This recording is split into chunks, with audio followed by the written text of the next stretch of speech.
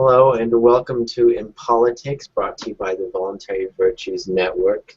I'm Nicholas O, and today I am joined by Kate Cook. Why don't you tell me a little bit about your political, philosophical disposition? Well, uh, do you want me to tell you how I became an anarchist, or just what I believe right now? You could tell me both. You could tell me how you came to be an anarchist, maybe what you believed a bit before that. All right. Well, I was very liberal for most of my life, and then around August of this year, I took like a political leanings test in my government class, and he had drawn 4 quadrants, and like top quadrant was liberal. Hello and welcome to Impolitics, brought to you by the Voluntary Virtues Network. I'm Nicholas O, and today I am joined by Kate Cook. Why don't you... Anyway, and the bottom quadrant was libertarian, and then populist, I think, and then Republican, and I was right on the line between liberal and libertarian, and some of my friends were libertarians, but I'd never really pursued the philosophy, and I decided to learn more about it, and it made a lot of sense, and then the more I learned about it, I slowly became an anarchist, I guess, because libertarianism seemed a little bit like cherry picking to me, and I guess I believe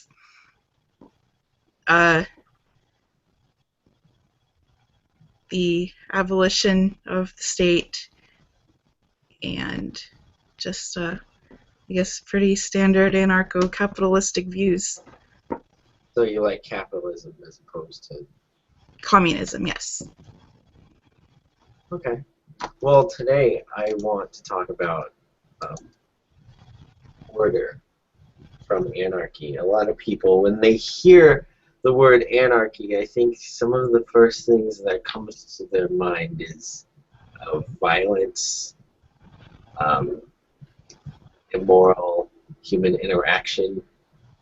I guess basically that movie, The Purge, that's probably what they think of, is people suddenly lose all their morality and they just go out murdering people and raping babies and doing all the terrible things that they can possibly think of. There's actually a sequel coming out called The Purge Anarchy, so I think you're right on the spot with that. It's a little funny because some people look at that and they think, oh, well, that must mean that they're scared of anarchists, and that must mean we're winning. I don't know. I mean, I agree it is a bit misinforming, but I don't think it does any things for anarchy. I don't know. Maybe they're communists. I don't know. So one of the biggest questions that I get, usually by statists, people who get in this thing, is how does life work in an anarchy? How, like, what if somebody does something bad? Like, what will exist to keep bad people from doing bad things?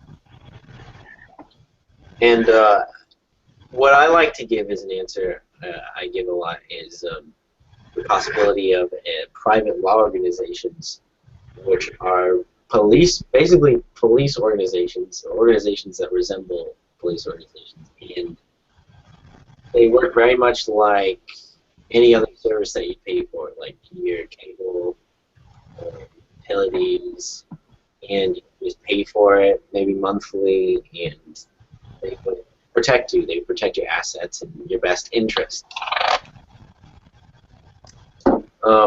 What do you think could be some issues with the private police organization as a solution? I guess the main one would be, I guess, a monopoly on the private law. I can't think of the word. It would be a monopoly, and then it would be sort of like a government, I suppose. And then there's...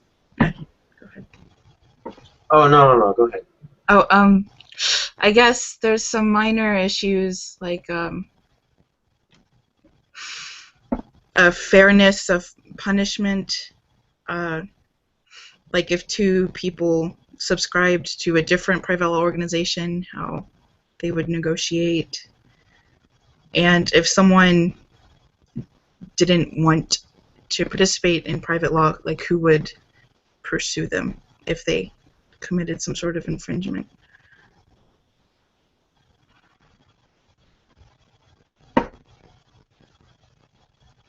Would be, if not private law organizations that resemble police.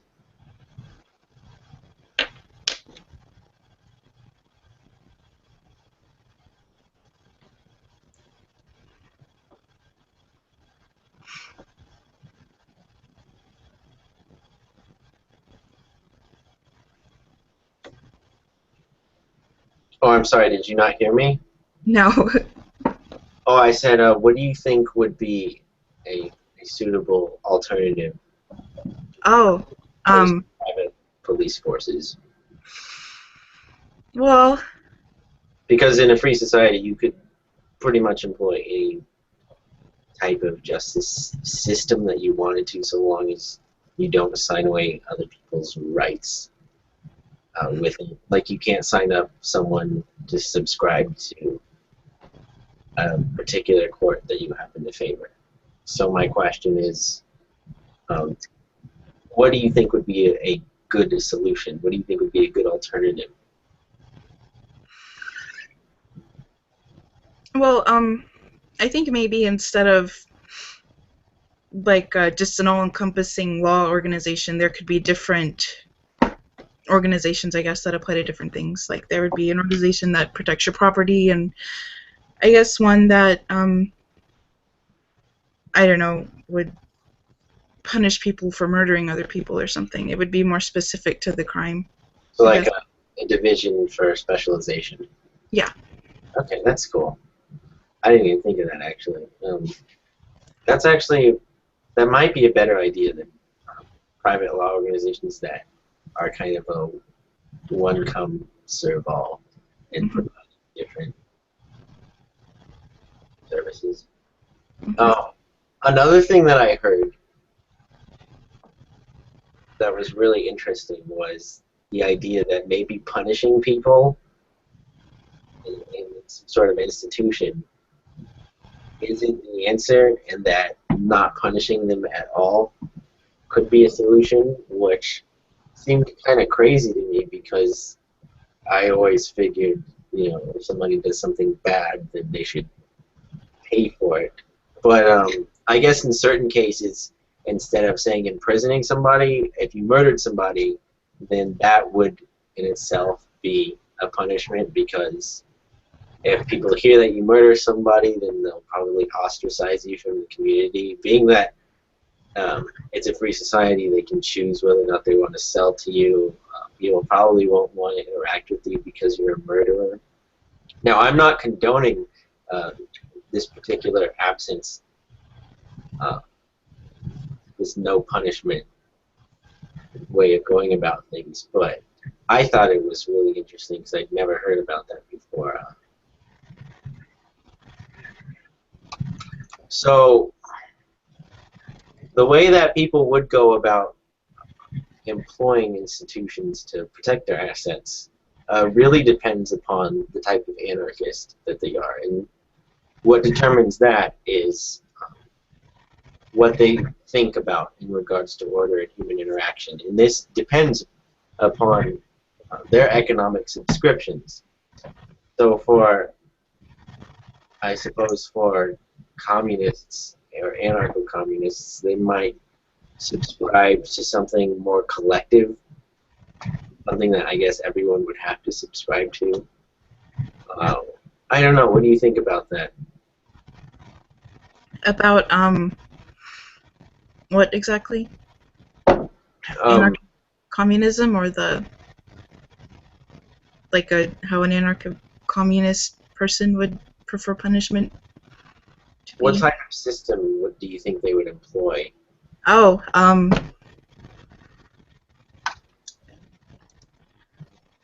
I'm not sure. It would probably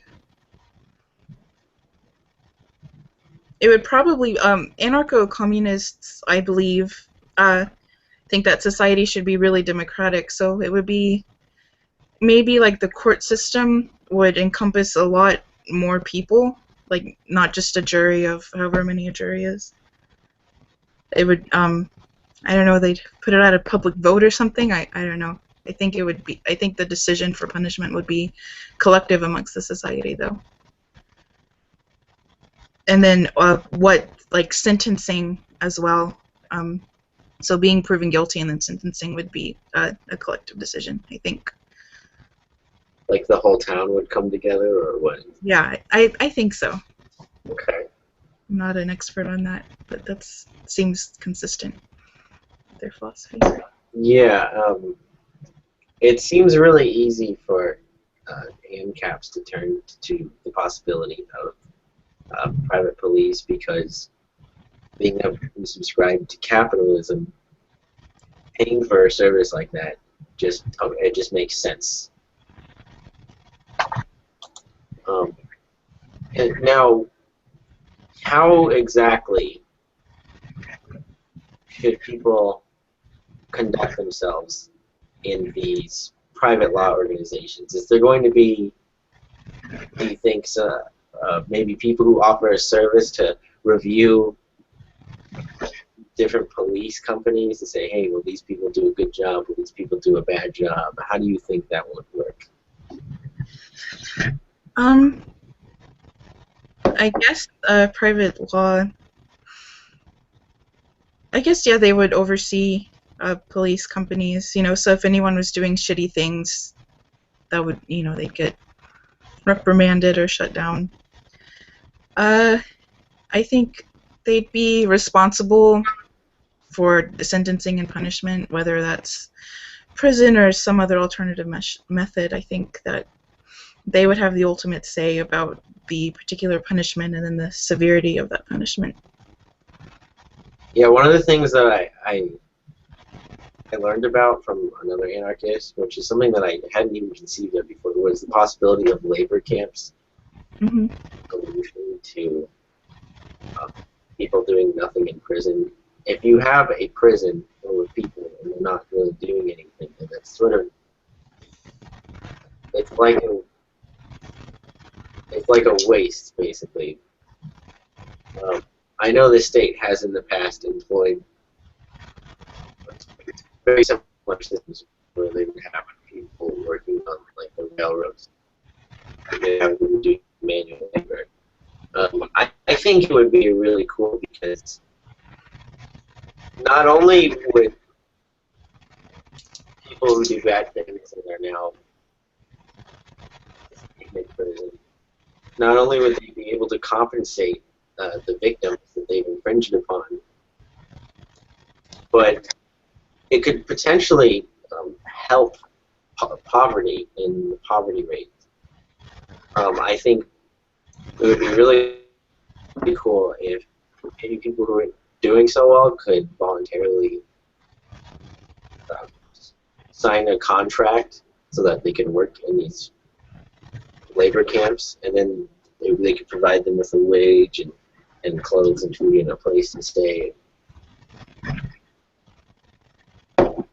But that's just one of the wonderful things about living in free societies, that there are so many possibilities and solutions outside of the state that, I mean, even I am still thinking of them.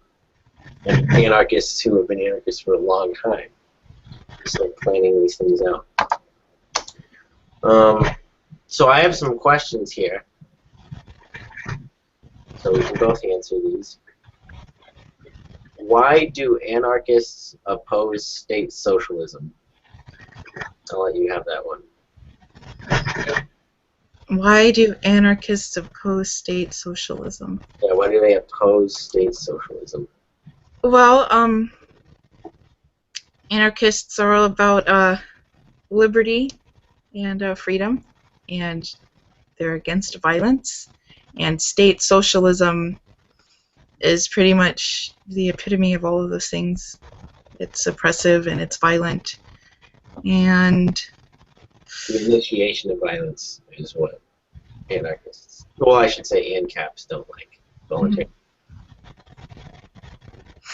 So state socialism takes away people's ability to choose whether or not they want to use their healthcare, for instance, or have healthcare at all.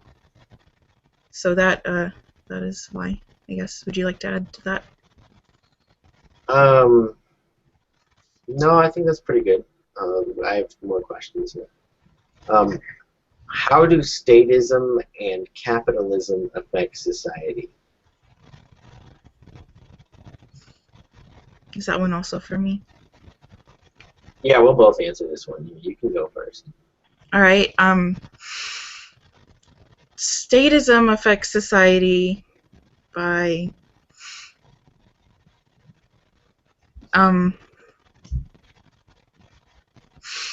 it just sort of I guess forces society to adhere to certain standards. They don't really have a choice in whether or not they want to use the state's services. So statism constricts the freedom of a society, I guess. And then capitalism is the opposite of that, pretty much. It allows people to choose which services they want to use, and it just gives them options, I guess, where statism does not. Yeah, another thing about that is when you have a free market, when you have free market capitalism, and when you have those options, as opposed to the state, there's a bigger potential for the services to be cheaper and more efficient, whereas the state doesn't necessarily have to have the best product, and there's no incentive to have it because they're the only guys in town giving the services, and if you don't like it, it doesn't really matter because that's all you're going to get. And with that, I think it creates this sort of artificial hierarchy and with the use of the initiation of violence as a tool. I was originally going to have anarcho-communists come onto my show, but I couldn't get any to come in because they didn't want to be exploited and they didn't want me to make money off of their hard work. So I was actually wondering if you could talk a little about that hierarchy that anarcho-communists are always talking about. Well, the hierarchy is essentially a class system. It's when wealth distribution is distributed unequally. So the first anarchists were actually anarcho-communists, and anarchy set out to abolish the state and the class system. So that's why a lot of times anarcho-communists think that anarcho-capitalism is sort of strange. It sort of goes against the initial principles that it was founded on. But the anarcho-communist doesn't want to abolish the hierarchy completely. And that's in short, that is what they believe about the hierarchy. I never really understood that hierarchy. It seemed a bit... it seemed unsound to me because, I mean, you can't really avoid hierarchy. I mean, in the sense, you could easily equate mankind, just man being the apex predator, at the top of the food chain, and so there's the hierarchy there. So, would killing yourself be against anarcho-communism? I don't know. Is that a question? No, that was a joke. Okay, so next question. Is individualist anarchism capitalistic?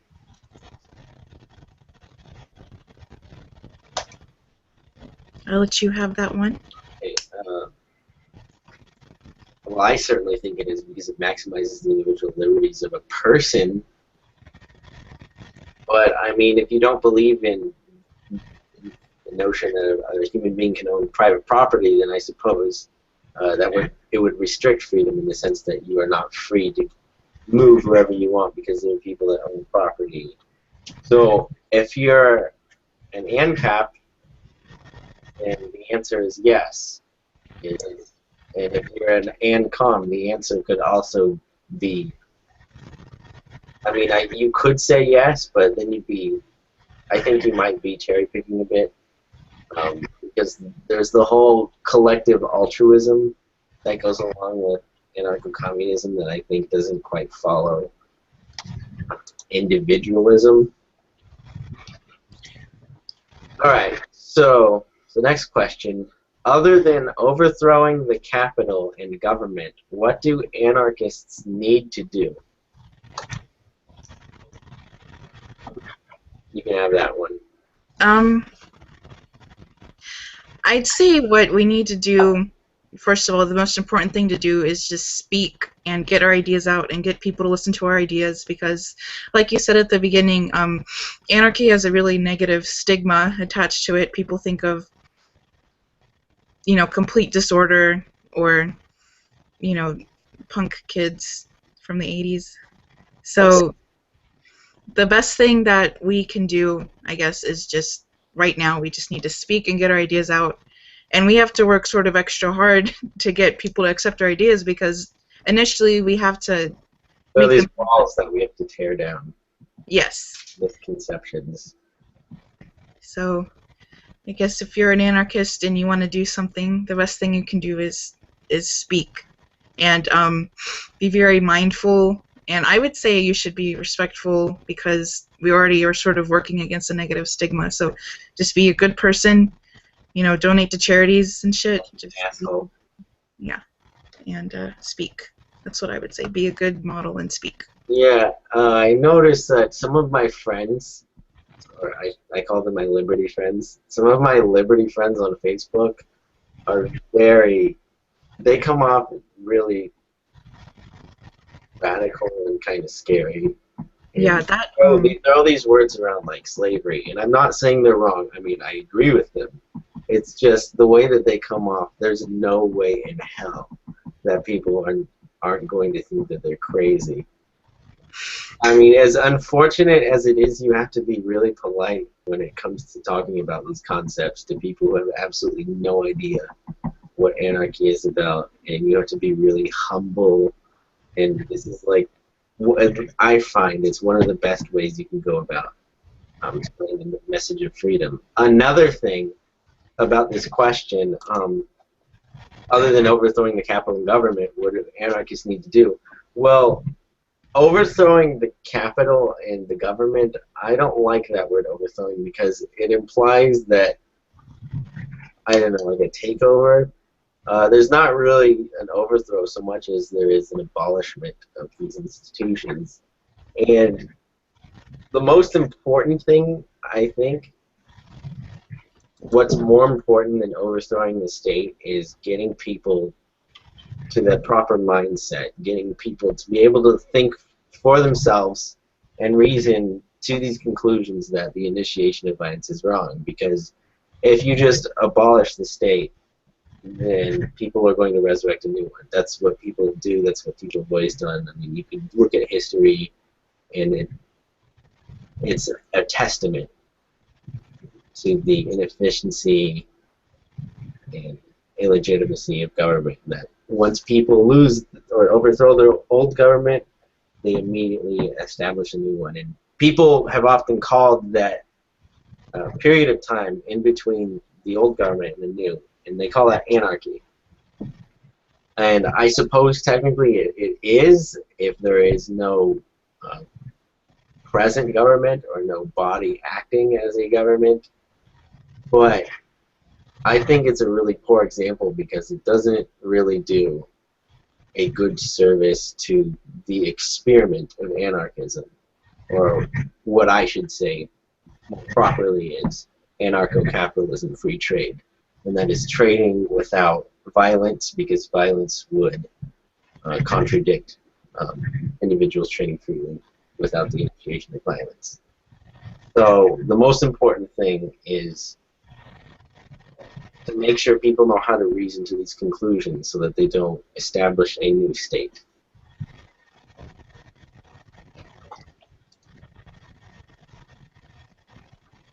Next question.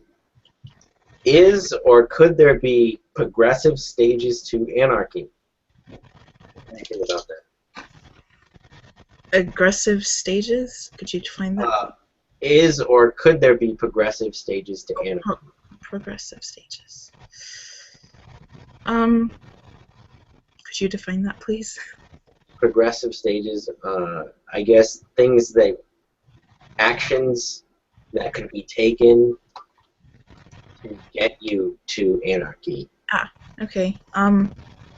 Like, an implication of it, or just, like, in the I guess, I suppose a gradual, I don't quite know what this person meant by progressive stages. I'm assuming they meant what activism can be taken upon the part of the individual to gradually make the transition from a statist society to a free society. How do you get from one to the other? Well, as for an individual, I'm not entirely sure what they could do. I guess, once again, speak. That's pretty much all that the individual has in our current society is their voice. So use that. For the society as a whole, I guess we'd gradually just take the government out of different aspects until there was nothing left. Counter economics, I think, is a wonderful example of that. Services offered privately that are already offered or not by the government, but inefficiently, most importantly. You have things like cryptocurrencies that people are investing in if they don't like investing in the dollar, because that's what the state forces you to trade with and pay your debts with if you owe anything to the government. So I think that's a pretty easy one in regards to counter economics. And that walks hand in hand with the black market, because people use those cryptocurrencies and they buy things on the black market illegally. I guess free from violence, assuming that it is nobody acting as the state in initiating violence. So counter economics, speaking. What type of speaking? What's the best way, do you think, to get the message out that order can exist in anarchy? I guess like making a show. That's a pretty good method. Man, I don't know. You could set up like a anarchist student alliance at your college or something. You could just bring up politics with different people. I mean, don't like preach to them on the street corner or anything. I guess there really isn't. I guess the best method would be one that where a lot of people can hear your ideas, I guess, but also one where they can interact with you and ask questions and stuff. And in that case, you need to be very informed so that if they ask you a hard question, you don't just stutter and then they think you're full of shit. So that's my answer to that. Yeah, well, that pretty much wraps it up here. That 30 minutes went by pretty quickly. So that's it for today. Be sure to tune in next week, 11 p.m. Eastern Time. Thank you for watching, and goodbye.